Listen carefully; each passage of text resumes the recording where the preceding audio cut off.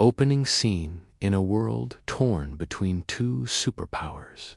One young man found himself trapped in a web of espionage, politics, and betrayal. This is the story of Aleksei, a name you won't find in history books, but whose journey mirrored the silent struggles of an entire generation during the Cold War. Act I: The Divide. It was 1962. The world stood still as the Cuban Missile Crisis pushed humanity to the brink of nuclear war. But far from the negotiating tables and political offices, a 22-year-old Russian-American named Aleksei faced a personal war of his own. Born in New York to Russian immigrants, Aleksei spoke fluent English and Russian. He was smart, idealistic, and a recent college graduate. When he was invited to a cultural exchange program in Moscow, he believed it would be a bridge between two worlds, his past and his future. But he was wrong. The moment he landed, KGB agents began watching him. To the Soviet Union, Aleksei was not a student. He was a pawn, a potential spy, a symbol of Western infiltration, and possibly a traitor. Act II: Behind the Iron Curtain. Weeks into his stay, Aleksei's letters home stopped arriving. American officials assumed he'd defected, but the truth was darker. He had discovered something: a secret Soviet research facility in the outskirts of Siberia.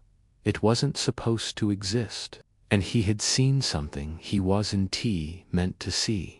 Documents about covert operations planned on American soil. He tried to escape, but they caught him. What followed were months of interrogation, solitary confinement, and mental games. The KGB wanted him to confess to being a CIA agent, but Aleksei wasn't a spy, just a boy caught in the gears of a war fought in the shadows.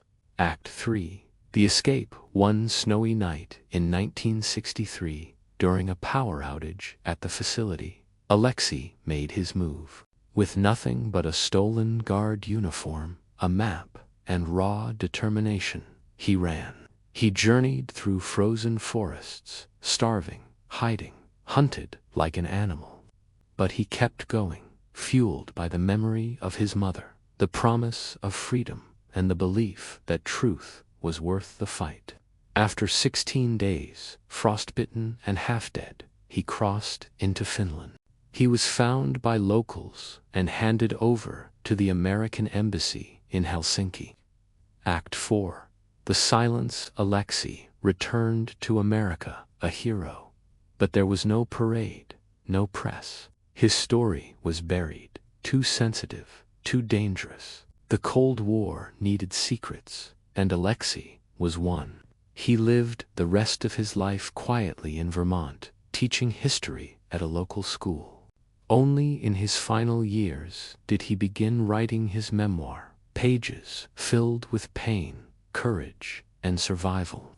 Closing scene: The Cold War was not only missiles and borders, it was also the fight for identity, truth, and freedom inside people like Aleksei.